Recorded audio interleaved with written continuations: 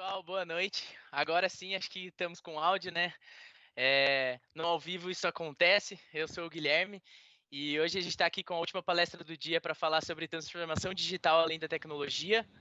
O Fábio Longo vai fazer uma apresentação bem legal aqui para vocês. Apresentar para o pessoal, Fábio. Sejam muito bem-vindos. Legal, obrigado aí pela oportunidade. Estou feliz de estar aqui com a Build Vita de novo juntos. A gente já vem trabalhando há cerca de um ano. Gosto muito dessa empresa, que é uma empresa de muita empreendedorismo aqui em Ribeirão Preto, na nossa região. E estou feliz também de estar fazendo esse evento com a Startse, que foi onde a minha história com esse mundo digital e tecnologia começou, né? Quando eu estive no Vale do Silício com o pessoal da Startse. Recomendo, baita viagem para quem quer sair aí do zero. Muito bem-vindos, bem-vindas todos que vieram aqui. Essa é uma foto lá do nosso hub que nós temos em Campinas. E estão todos convidados para ir lá assim que o Covid permitir, que a gente possa voltar para o mundo ao vivo. Rapidamente, sobre mim, eu tenho 45 anos, sou paulistano, estou em Ribeirão Preto desde 2011, adotei essa cidade, adoro Ribeirão Preto. Tenho 2 filhos, Guilherme e Henrique. Sou casado com a Paula desde 2001, sou economista, administrador.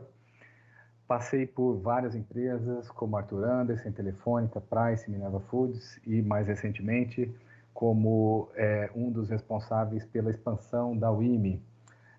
Cuido hoje de estratégia, transição cultural, e nós vamos falar bastante sobre transição cultural hoje aqui. Para quem quiser e tiver interesse de me seguir no LinkedIn, está aí um QR Code que bate diretamente lá para mim, me chama para bater papo, porque eu adoro falar sobre esses temas.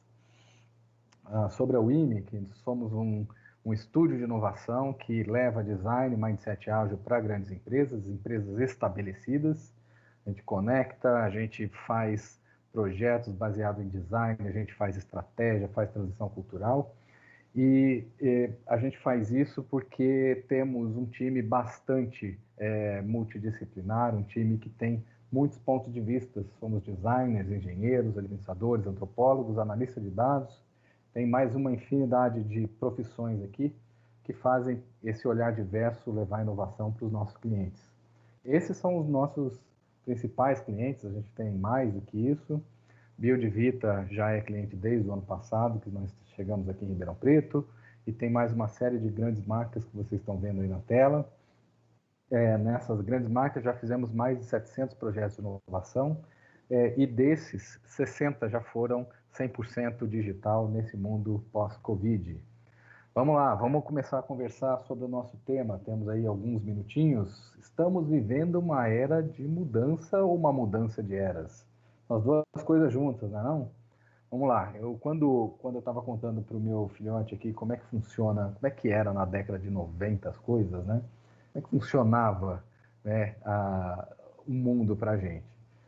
Quando queria ir para o cinema, eu pegava o telefone fixo, que aliás era da declaração de imposto de renda do meu pai, tinha $2.500, custava uma linha de telefone fixo, ligava ao meu amigo, aí eu pedia para o meu pai me levar até o cinema, pedia também uma graninha para ele me dava dezão ou menos, porque não tinha o real ainda, que era suficiente para comprar uma pipoca, para comprar o ingresso e uma ficha telefônica caso eu tivesse algum problema. Aí, como normalmente poderia ocorrer algum problema, o amigo que não apareceu para entrar comigo no cinema, eu ligo para ele, ele atende, diz que hoje, sei lá, a mãe passou mal, alguma coisa, e aí então eu volto para casa, mas antes eu dou uma passadinha numa videolocadora e alugo um filme que, se tudo correr bem, vai ser um lançamento, porque é super difícil de encontrar lançamentos na parede da videolocadora. E hoje, como é que está esse negócio? Bom, primeiro que tudo isso eu posso fazer dentro do celular, quase tudo, né? Só não consigo ir no cinema mesmo, estar lá dentro do cinema pelo celular. Mas eu posso chamar um Uber ou um Cabify, um 99 táxis, eu pago tudo pelo Nubank, o PicPay ou pelo Rappi. Eu consigo me conectar com meu amigo pelo WhatsApp. Caso eu fosse solteiro, era só deslizar o dedo, encontrar um crush no Tinder. E caso nada disso desse certo, era só pegar um filme no Netflix, ou no YouTube, ou no Prime Video da Amazon, e tá tudo certo, tudo resolvido. Mudou pra caramba, né? E aí, para entender o que são essas mudanças todas que a gente teve, é legal da gente dar uma perspectiva olhando bastante para trás. Vamos voltar até a Revolução Industrial, lá uns 200, 300 anos para trás. A primeira Revolução Industrial, ela colocou e moldou o mundo com muitas mudanças. E essa foi talvez a primeira grande revolução tecnológica que a gente teve. As revoluções tecnológicas que houve antes foram grandes, mas não das proporções dessas que vieram em seguida. Depois da Revolução Industrial veio a máquina a vapor com um novo impulso macroeconômico, mudando relações sociais, relações econômicas de consumo. Depois veio a energia elétrica, depois veio a indústria automobilística com toda a força a partir de Ford, junto com ela a indústria petrolífera, mas recentemente a revolução do silício, o silício, Silicon Valley Conference, né? A gente está aqui fazendo isso com a Startse, então vamos prestar atenção, nós estamos então na quinta revolução tecnológica. Carlota Pérez é uma economista que estudou todas essas grandes revoluções e ela faz a gente refletir sobre, peraí, isso daqui foi linear ou isso daqui teve ciclos? Como que foi isso? Teve altos e baixos? Como que foi isso ao longo da história? E ela decifrou, né, esse processo de cada uma das revoluções, mostrando que cada vez que chega uma revolução como essa, existe uma rápida absorção por algumas pessoas, né? Existem pessoas que aderem rapidamente a essas tecnologias, começam a falar delas, a se comunicar sobre elas, e logo depois existe um outro ciclo, um ciclo de especulação, pessoas que ficam muito ricas e pessoas que ficam muito pobres, empresas que começam a ter muito sucesso e empresas que têm um sucesso repentino e vão à falência logo em seguida. Esse ciclo, logo depois, é sucedido por um processo de adoção em massa, né? Então, o que a gente observa com as novas tecnologias, e nada foi diferente disso a partir do silício, é que, à medida que a gente vê novas tecnologias chegando no nosso dia a dia, a gente passa por esse tipo de coisa, a gente enfrenta situações similares a essas. Situações que a gente observou, por exemplo, uma bolha especulativa, como foi a das empresas .com no início desse século, né? Nós vimos isso acontecer, teve uma explosão e logo depois as coisas se estabilizaram. E aí, naturalmente, a gente começa a ver que muitas dessas palavras que estão aqui no dia a dia, a gente está observando, né, aceleradora, startup, design thinking, long life learning, são novos vocabulários que entraram no nosso dia a dia e a gente já convive com eles, a gente já tem uma adoção massiva dessas tecnologias. E vai ser super legal da gente entender ao longo dessa conversa que a gente vai ter aqui hoje, como que isso entra dentro de grandes empresas, como é que essas coisas vão começar a fazer parte do dia a dia. Antes da gente falar disso, eu quero também dar um passo e a gente prestar atenção no que aconteceu com um negócio chamado exponencialidade. Década de 90 surgiu esse tijolão que era da Motorola, né, o primeiro telefone celular. Esse telefone logo depois foi sucedido por alguns outros modelos, como o StarTAC, esse Nokia que era inquebrável. E o nosso pensamento linear levava a acreditar que logo depois desse viria um telefone exatamente menor, né? A gente olhava para isso, a tendência é diminuir, é o nosso pensamento linear. Só que quando chegou em 2007, entrou o iPhone e outros telefones junto com ele, outros aparelhos, né, os smartphones que entraram em seguida, esses caras não fizeram com que a gente tivesse uma disrupção. Essa disrupção que causou ajuda a explicar e a entender melhor a exponencialidade, né? Tudo que esse aparelho, esse device trouxe junto com ele não foi quebrar o modelo do telefone, foi quebrar o modelo de tecnologia como um todo. A dificuldade que a gente tem de entender o linear e o exponencial, facilmente a gente consegue representar aqui. Se eu pergunto para uma pessoa, olha, se você andar 30 passos lineares, o primeiro tem 1 metro, o segundo também tem 1 metro, o terceiro tem 1 metro, depois de 30 passos, quantos passos você vai dar? A pessoa consegue responder rapidamente que são 30 metros. Quando a gente pergunta, depois de 30 passos exponenciais, quantos metros você vai percorrer?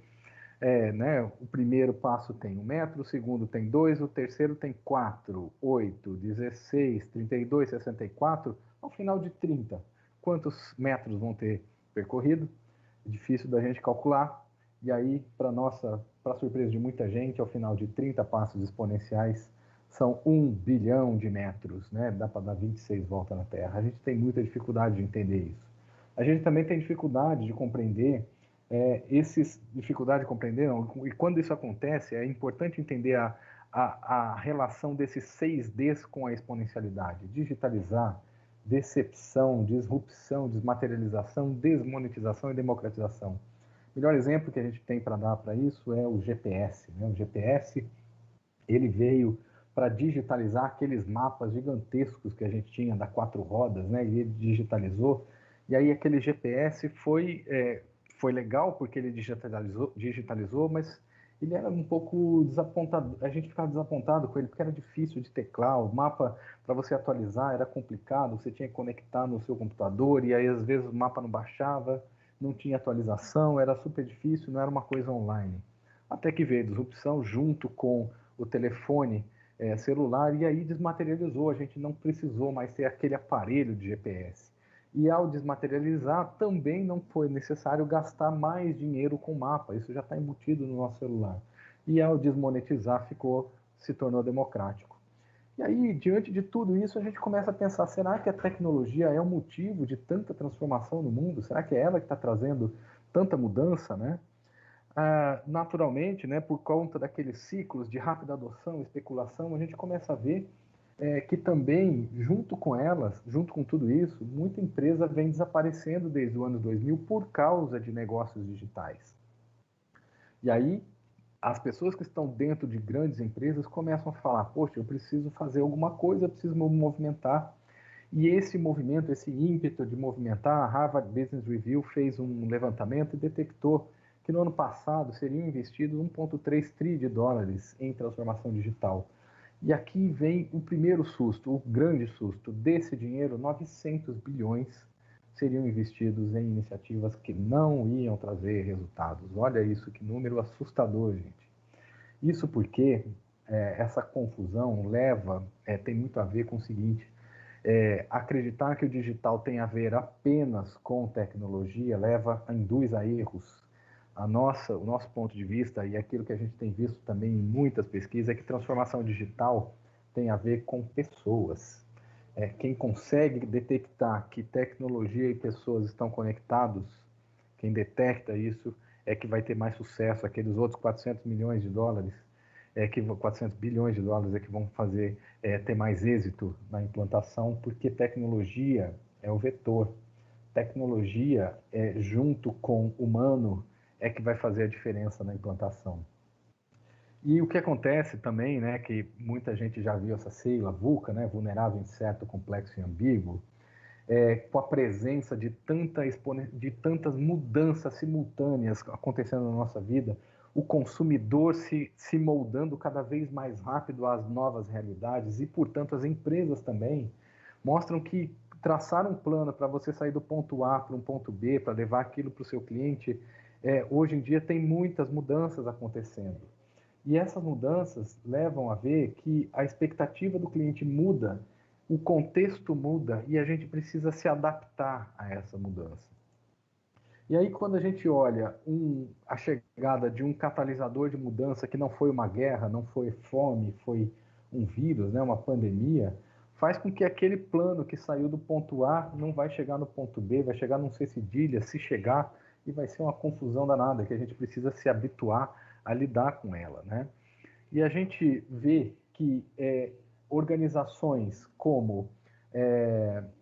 organizações contemporâneas, como as startups, têm trazido inovação de uma maneira muito mais consistente. A gente olha para as startups para pensar sobre o que elas têm de conceitos que podem ser aplicados a empresas mais tradicionais, empresas que já estão estabelecidas. E aí, esse modelo contemporâneo trazido pelas startups é um modelo que pode falar de 15, 20 coisas que são muito interessantes. A gente trouxe 5 aqui, talvez os 5 principais elementos da transformação digital para além da tecnologia. Né? Nós vamos falar de cada um desses aqui nos próximos minutos. Então, o primeiro que é conhecer o usuário. Muito se falou durante muito tempo sobre o customer friendly, né? Colocar o cliente em primeiro lugar, o cliente tem sempre razão. Isso aqui é só um elemento dentro de um processo de você colocar o cliente no centro. Muito do que se desenvolve para o cliente, né, não é mais aquilo de a gente desenvolve e a gente empurra para ele. A gente faz um processo e a gente faz ele seguir o processo. Não é, isso já perdeu sentido. Não tem mais sentido a gente fazer as pessoas quererem alguma coisa. Hoje o que tem muito mais sentido é fazer que as pessoas, algo que as pessoas precisam. Em vez da gente pensar naquilo que a gente produz e vende, e a gente começa a pensar naquilo que a gente resolve de problema para os nossos clientes. Trazer essa estratégia para cá tem uma série de variáveis, né? Mas talvez a principal e aquela que a gente mais defende é que quem trabalha na criação de produtos, quem trabalha no desenvolvimento de um processo para um cliente interno que seja, tem que ir a campo, tem que conhecer o cliente, tem que conhecer o usuário, quais são as suas dores. E aqui o design thinking se torna um instrumento extremamente valioso, porque o design thinking ele é muito baseado em conhecer dor de quem tem problemas. Vai lá entender, mergulha campo, né?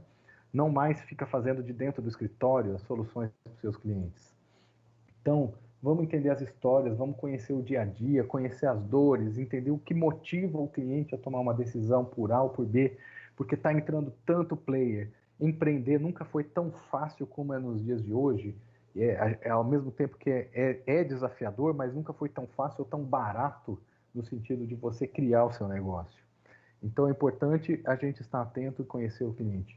O Airbnb, por exemplo, que em 8 anos saiu de uma startup para valer cerca de 30 bilhões de dólares, é uma empresa que teve um impulso muito grande do Paul Graham, que falou para os fundadores que estavam lá na Califórnia, falou o seguinte, cara, se hoje a sua maior renda, fonte de renda está em Nova York, vai lá, entra em Nova York e vai viver o dia a dia de quem está consumindo a sua plataforma. Conheça o que está doendo na vida desse cara. E depois que você desenhar a melhor experiência para pelo menos um cliente, você pode desenvolver o resto da sua plataforma. E foi assim que o Airbnb começou a trabalhar muito o seu desenvolvimento. Então, a partir de experiências vividas no dia a dia de pessoas experimentando por meio de dados, por meio de vivenciar a jornada, o passo a passo do cliente, é que eles se tornaram a potência que viraram. Obviamente que nesse momento de pandemia não está tão bem, mas ninguém mais consegue tirar o Airbnb da nossa vida, tão logo entre a vacina aí para a gente ter saúde e poder tocar o dia a dia. Ninguém mais consegue tirar o Airbnb, pelo menos por enquanto, da nossa vida, não é mesmo? Segundo grande ponto que a gente tem aqui é a adaptação rápida a mudanças. Vamos falar sobre adaptação rápida a mudança. Agilidade é igual rapidez? Será que ser ágil, né, que a gente vê falar tanto, né, metodologias ágeis, é ser rápido? Agilidade não é só ser rápido. Ser rápido é parte do processo. Agilidade, o ágil, o mindset ágil tem a ver com assertividade e rápida capacidade de adaptação. À medida que o negócio muda, que o usuário muda, a gente ser assertivo na mudança naquilo que a gente oferece para ele e adaptável àquilo que a gente oferece para o cliente. Até porque não existe mais, está cada vez mais difícil você criar algo novo, que você parte de um ótimo plano, de um ponto inicial e vai até o ponto final, porque o cliente vai trocar de zona de interesse. Né? Então, as sprints, né, trabalhar por sprints, como prega, né, como reza o manual do ágil, tem muito mais sentido para o contexto de mudanças que a gente tem hoje em dia.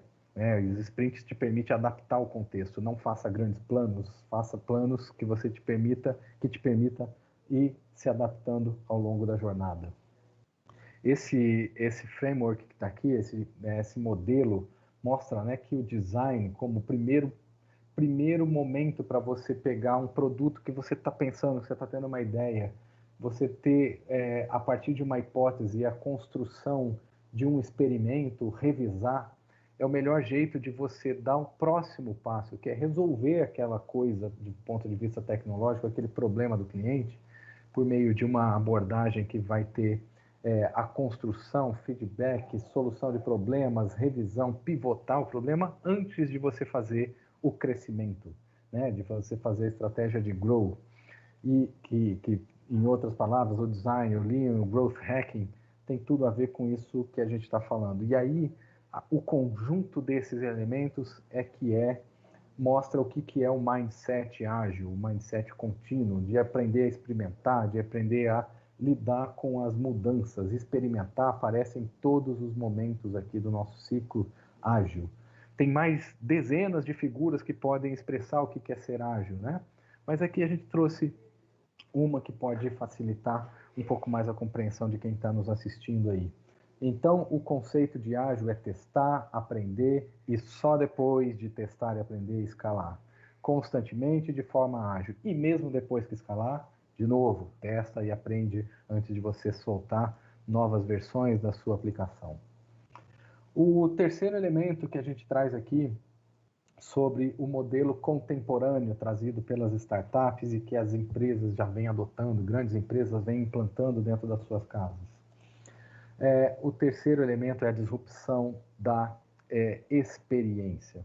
Quando a gente fala, a gente pode pegar e olhar um pouco para trás e olhar para o momento atual sobre experiências como essas tecnologias, né, que trouxeram, né, por exemplo, Tesla, que já tem uma nova tecnologia de carro autônomo. Quem já teve a oportunidade de experimentar um carro autônomo, que é a nova sensação lá do Vale do Silício, é um negócio que cria uma experiência fantástica para quem está vivendo, mas não precisa ser só isso, tem coisa que está muito mais na nossa mão, no nosso dia a dia, nas empresas aqui em Ribeirão, em Campinas, quem estiver assistindo a gente aqui nesse evento da Startse.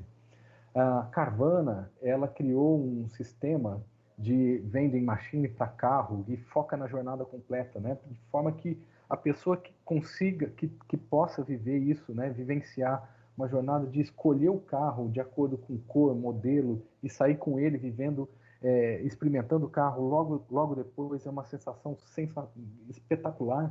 Ela criou um processo focado na jornada completa, de pagar, de experimentar, de usufruir e de comprar o carro. Completa a experiência. A Atlassian criou um modelo de precificação.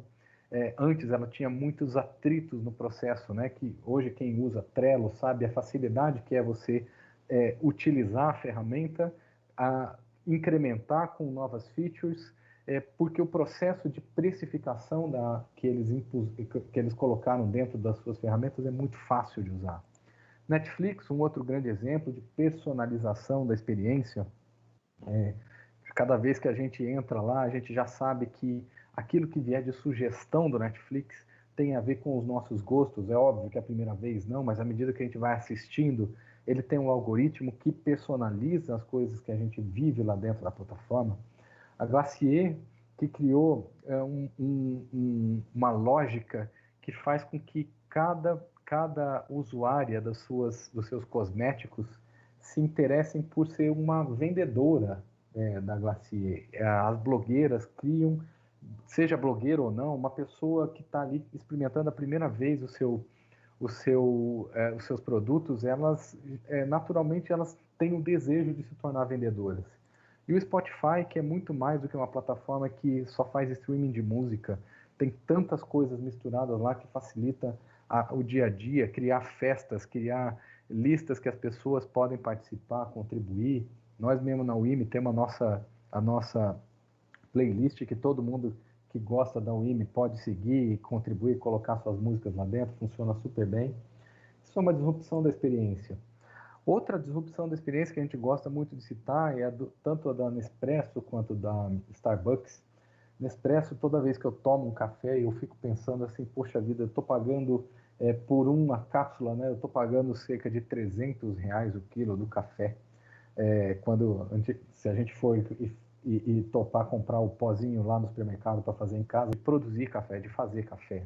E a Starbucks, que também tem tem um sucesso estrondoso lá nos Estados Unidos, aqui no Brasil tem um bom sucesso também, mas vamos pensar lá nos Estados Unidos, tudo aquilo que acontece com o americano que usa a Starbucks. A Starbucks, ela mapeou todos os pontos de contato, né? O processo de análise de crédito. E por uma experimentação que nós fizemos com um protótipo bem sujo, barato, rápido, como foi esse daqui, na AgriShow, em Ribeirão Preto, nós conseguimos validar e prototipar diversas coisas que melhoraram completamente a jornada e os resultados foram bastante expressivos para esse cliente. E quem quiser pode assistir o vídeo que tem lá o depoimento dele, contando sobre o quanto que a aplicação do design dentro de uma jornada de compra do cliente fez sentido para eles, para melhorar o processo. O quarto e penúltimo modelo que a gente, quarto e penúltimo elemento da transformação digital para além da tecnologia que a gente vê aprendido com as startups é um modelo de adoção de estratégia mais contemporânea.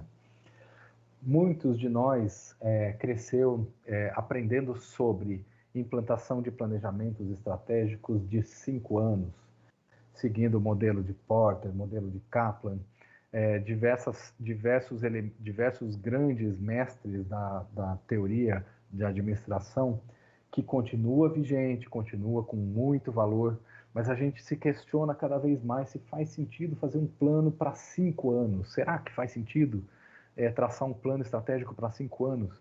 Ou faz mais sentido traçar planos estratégicos de menor prazo, porque o mundo está mudando tão rápido que faz mais sentido a gente olhar para ciclos de até 1 ano. Mercado Livre, por exemplo, já constrói seu planejamento estratégico para 1 ano. É claro que é uma empresa.com, uma empresa digital, mas será que uma empresa como uma usina de cana-de-açúcar, ela que planeja, ela tem ciclos de 5 anos, será que ela já não deve fazer algum tipo de adaptação? A Build, que é uma empresa de construção civil, 5 anos atrás, ela não podia imaginar a importância que o home office tem hoje dentro da vida das pessoas. Hoje eu sei que a Build já está fazendo um trabalho de pensar os ambientes, os novos ambientes que ela cria, os novos prédios, né? Com coisas mais adaptadas a esse contexto, porque o que veio está aí. Mas 5 anos atrás isso não existia. Então, o que a gente precisa estar atento, né? Esse exemplo muito batido já da Kodak mostra que não adianta ficar preso ao passado, né? E à posição atual. Tem que ter muita clareza de que o mundo com tanta tecnologias, com tantos mercados novos, faz com que a gente precise experimentar e explorar o futuro, né? Além de explorar com muita força, né, o que é a nossa qualidade, fazer a gente ter a melhoria contínua sobre os nossos produtos, mas ter domínio sobre o que vem por aí de novas tecnologias para destruir este negócio que a gente tem aqui. Quanto mais a gente for protagonista desse futuro, a gente toma conta e faz destruir o nosso negócio atual, mas tomando conta do nosso futuro. Isso pode ser muito mais estratégico do que elaborar planos que daqui a 1 ano, 2 anos, vai estar com pouca utilidade.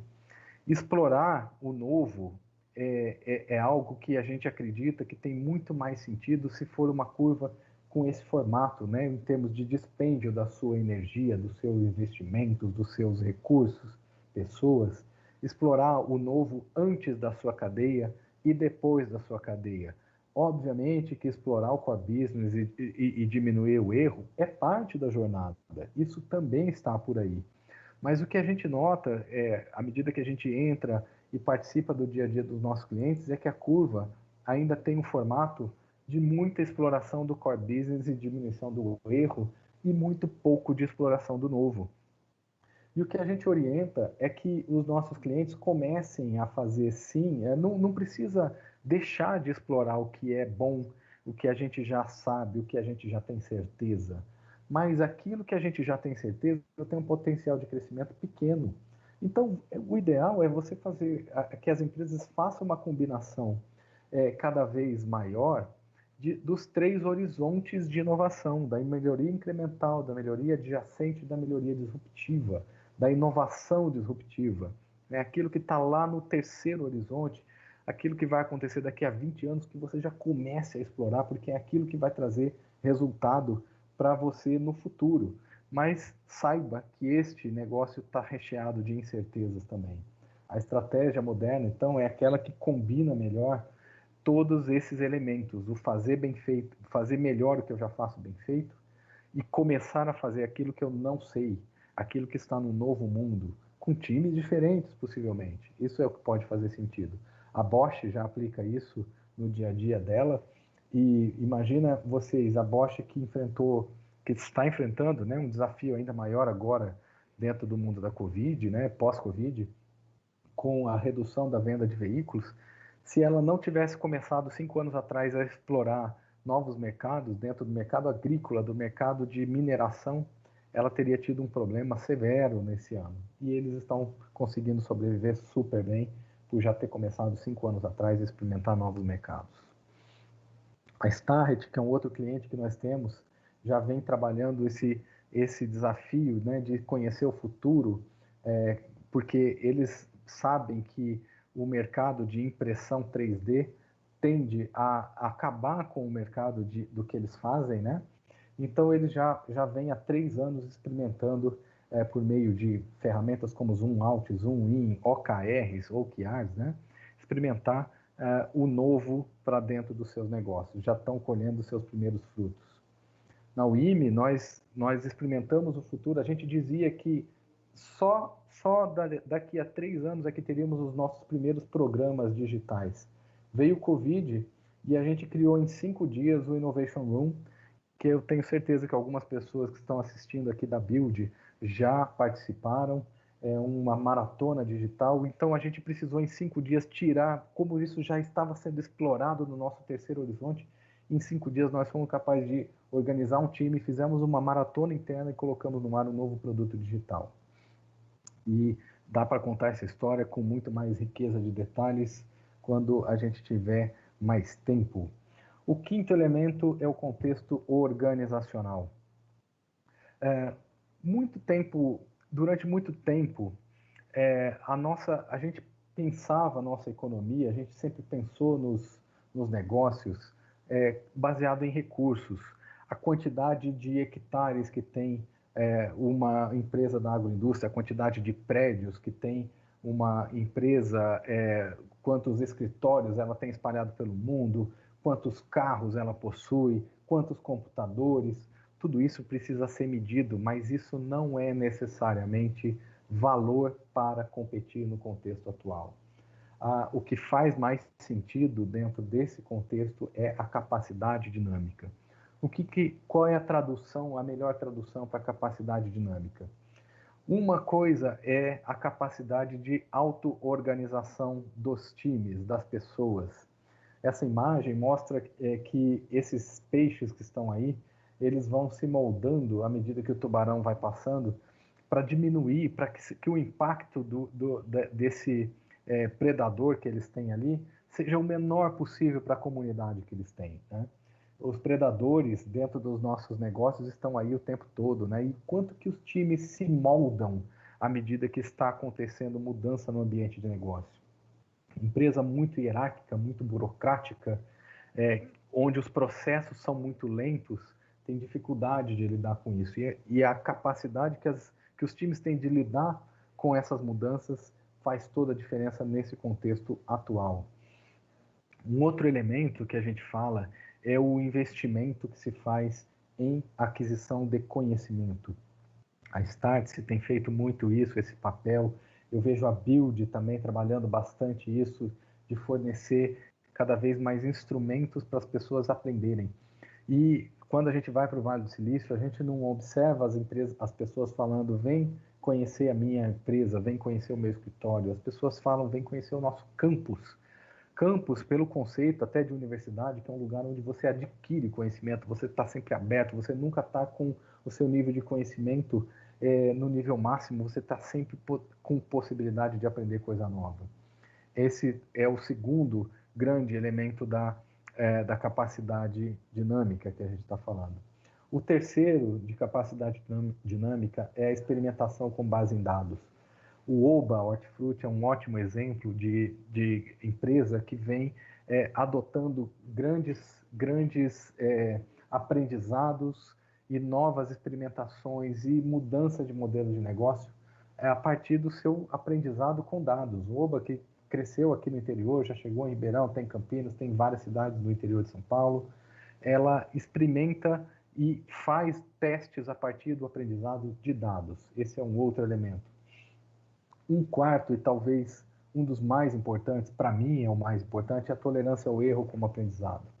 Esse daqui é uma sequência de vídeos da SpaceX mostrando todas as falhas que eles tiveram com os foguetes quando eles estavam tentando fazer ele pousar e regressar, até que finalmente eles conseguiram fazer com que aquele propulsor que leva, né, as espaçonaves até a estratosfera consigam regressar. E cada vez que esse bicho retorna para a base, significa uma economia de aproximadamente 80 milhões de dólares.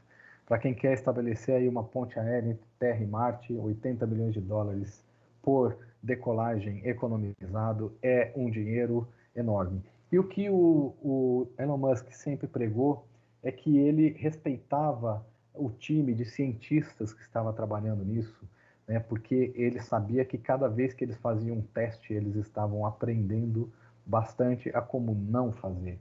E agora isso se torna algo super relevante dentro das organizações. Aprender que o erro é parte da jornada de inovação. Tolerar o erro não significa tolerar a incompetência. Cada um está num campo. O erro está aqui, saber respeitar o erro está num campo, e aí por meio de estabelecer as hipóteses, crescer com elas, ter a cultura da aprendizagem para que na próxima hipótese a gente faça melhor. Tolerância à incompetência, isso está fora do jogo, não faz parte daquilo que a gente acredita. E times adaptáveis a contexto, né? Mais um momento aqui, algo que reforça os times adaptáveis que a gente falou agora há pouco dos tubarões. Aqui é um exemplo do que a gente vê na Spotify, né? Várias células, squads que trabalham sempre preocupadas com os diversos aspectos da ferramenta, a parte de tecnologia, de consistência, flexibilidade, times que possam criar novos instrumentos que vão facilitar a vida dos usuários. E dentro da UIME a gente tem um exemplo também de algo que aconteceu. A gente estava organizado por squads voltadas para regiões, porque era assim que a gente ia crescer.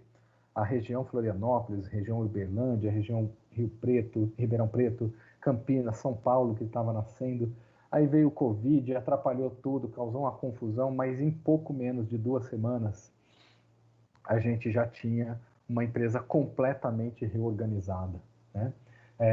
Time focado em projetos, em estratégias, em geração de leads, time que se preocupou em organizar a empresa para que ela pudesse responder a um plano de ataque ao Covid, né? Então, isso tudo permitiu, em cerca de 10 dias, né? Uma semana, 10 dias depois, a gente já estava completamente reorganizado e saímos bastante fortes dessa crise do Covid.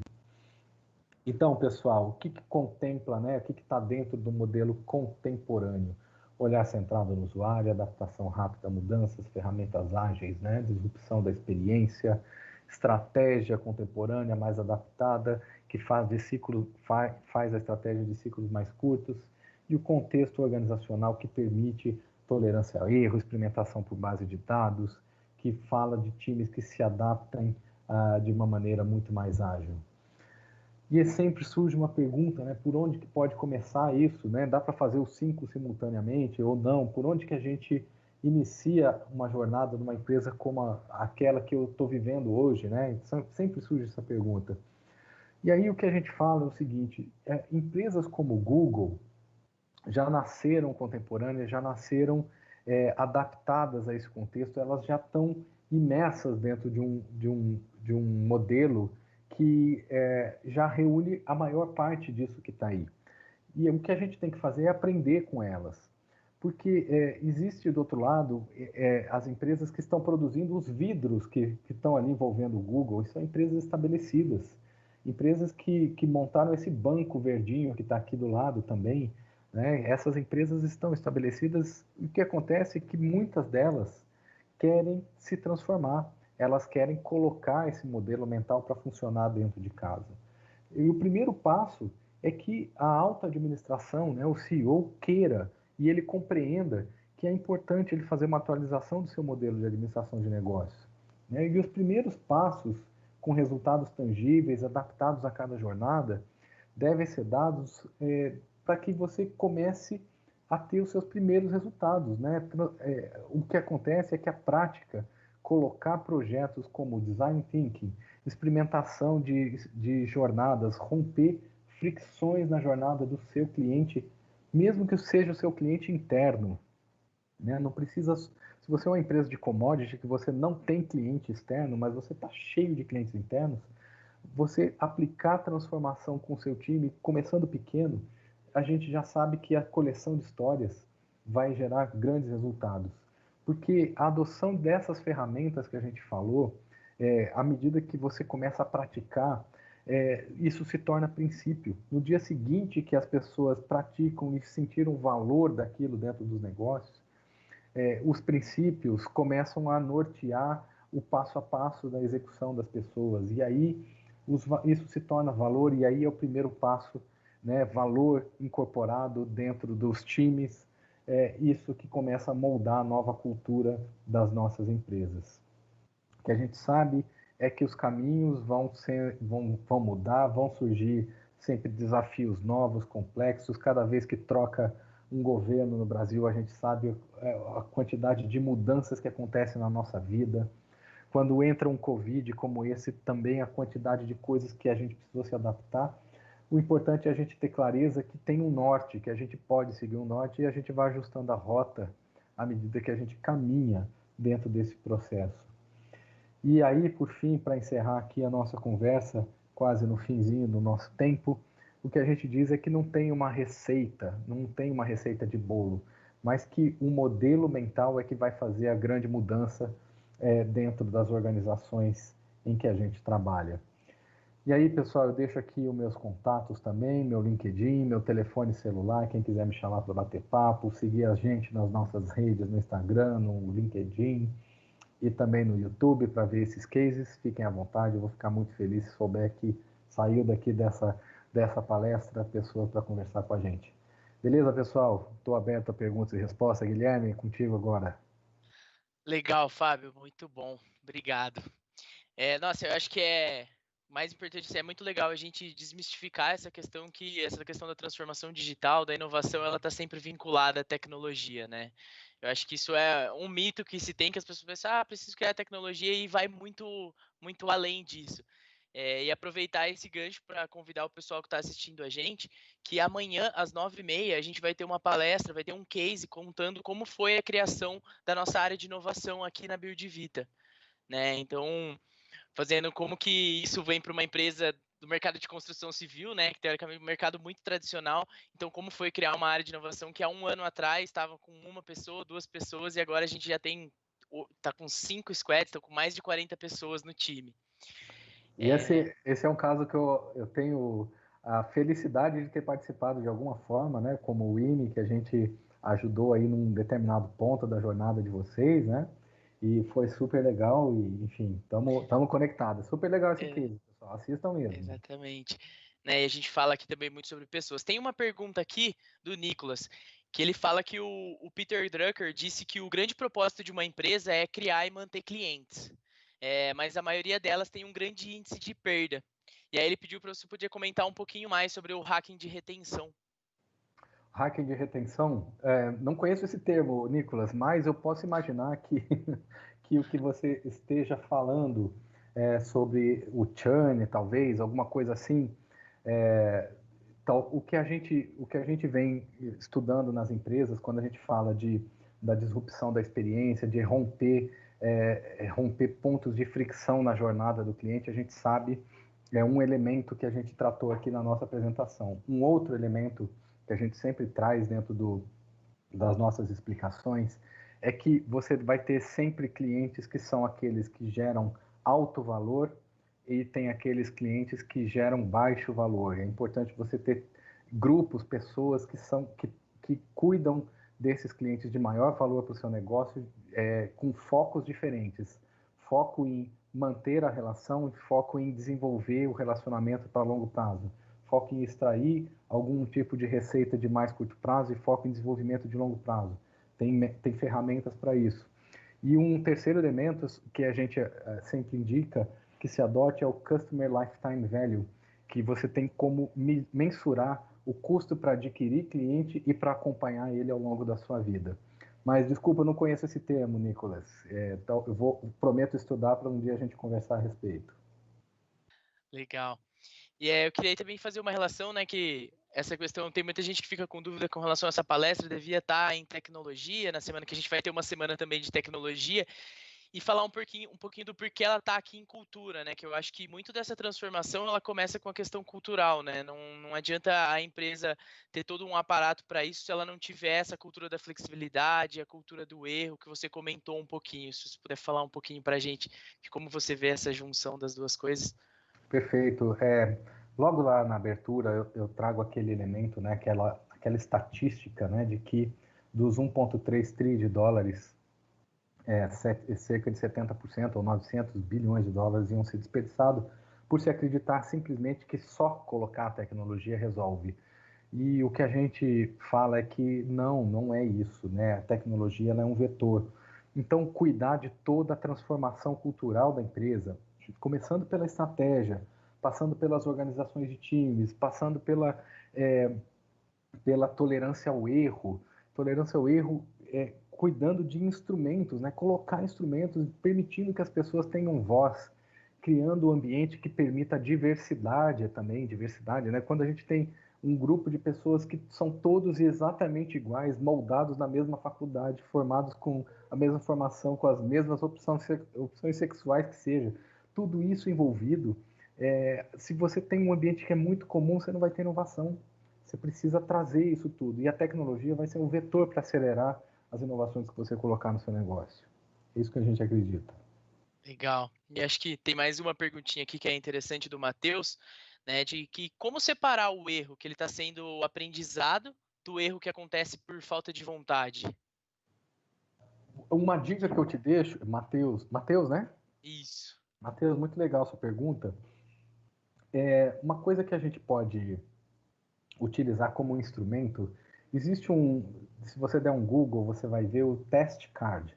O Test Card é um instrumento super simples que tem 4 campos que ele faz assim. Eu acredito que atingirei o sucesso na mudança na jornada do cliente por meio de colocar um aplicativo na frente dele e vou reconhecer e vou saber que eu tive sucesso se os números forem de 200 para 300 clientes que elogiam a nossa plataforma. Então, quando você coloca uma tese, uma elaboração de como você vai resolver e os números que te levam do patamar A para o B, você está construindo de uma maneira ordenada o seu processo de teste. E quando você testa, comprova e faz isso de uma maneira fundamentada, isso leva você a mostrar para a sua equipe, para as pessoas com quem você lida no dia a dia, que você está aprendendo com os erros que você comete ali. Então, tem dezenas de outros instrumentos, mas eu sugiro esse test card da Strategizer, que tem disponível no Google, super simples, para você começar a experimentar esse conceito de aprender por meio dos erros. Legal. Então a gente está encerrando, tem mais um minutinho aí. Queria agradecer, Fábio, pela palestra, estar aqui em nome de toda a equipe da Build Vita. Muito obrigado pela participação. Agradecer a todo mundo que está assistindo. Eu espero que vocês tenham gostado. Amanhã tem mais. O Fábio vai estar presente com nós também em mais 2 momentos, né? Numa roda de discussão. Tem mais uma outra palestra de ambidestria organizacional. Então acompanhem a gente. Tem mais coisas nas redes sociais. E se quiser deixar uma consideração final aí, Fábio, muito obrigado. Legal, quero novamente agradecer vocês pela oportunidade da gente trazer isso aqui, que a gente adora falar esses assuntos, levar a transformação para as empresas, para as pessoas, viabilizar, esse é o nosso propósito, né? Viabilizar as pessoas e as empresas. E novamente, Guilherme, obrigado pela condução. Seguimos juntos até o final dessa semana, discutindo esses temas que a gente adora bastante aqui. Valeu, galera. Obrigado. Show de bola. Valeu, pessoal. Obrigado. Boa noite.